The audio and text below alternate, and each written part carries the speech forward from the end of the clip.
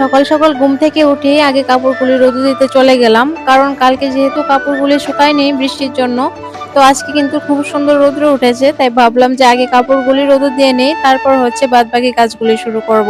আমি কিন্তু হলিডে ছাড়া আমি কাপড়গুলি ধোয়ার সুযোগ পাই না, তার জন্য কিন্তু আমি হলিডেতেই কাপড়গুলি ধুয়ে দিই।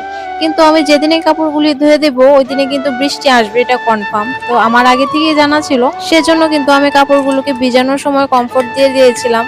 কারণ ভিজা কাপড় থেকে দেখবেন খুব বিশ্রী একটা গন্ধ বের হয়, ওইটা দিলে কিন্তু আর গন্ধটা বের হয় না।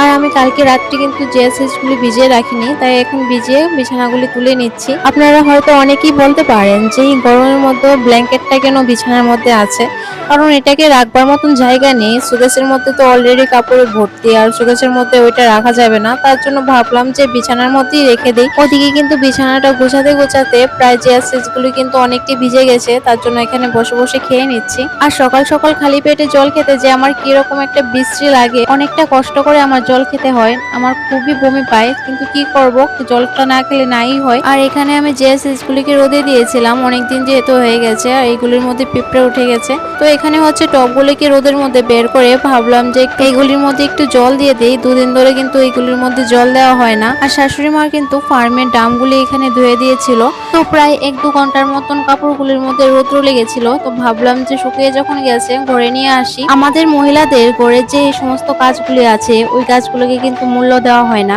কিছু কিছু লোকের কাছে এই কাজগুলির কিন্তু কোনো রকম মানেই নেই, কিন্তু এই কাজগুলি যদি বদ্ধ হয়ে যায় তাহলে তারা হয়তো বুঝতে পারবে যে এই কাজগুলি কতটুকু পরিশ্রম লাগে করতে। কিন্তু এই কাজগুলিকে কিন্তু বিনা শর্তে মুখ বদ্ধ করে আমরা চুপচাপ করে থাকি। কিছুদিনের জন্য যদি এই কাজগুলি করা বন্ধ করা দেওয়া হয় তাহলে হয়তো এই কাজগুলির গুরুত্ব তারা বুঝতে পারবে। আর আমার হাজবেন্ড কিন্তু এখানে পেয়ারা মাখা করতে বসে গেছে, তারা সবাই মিলে হচ্ছে গাছ থেকে পেয়ারা পেরে নিয়ে এসেছিল। আর সব রকম ভর্তা বানানোর দায়িত্ব কিন্তু আমার হাজবেন্ডেরই থাকে। আর এখানে পেয়ারা মাখা কিন্তু কমপ্লিটও করে নিয়েছে ও। আসলে আমাদের ঘুম ভাঙলেই কিন্তু জীবন, আর যদি ঘুম না ভাঙে তাহলেই কিন্তু মৃত্যু। এই দুইটা জিনিসের মধ্যে কিন্তু বেশি একটা দূরত্ব নেই। ভগবান কিন্তু প্রত্যেকটা দিনই আমাদের একটা নতুন জীবন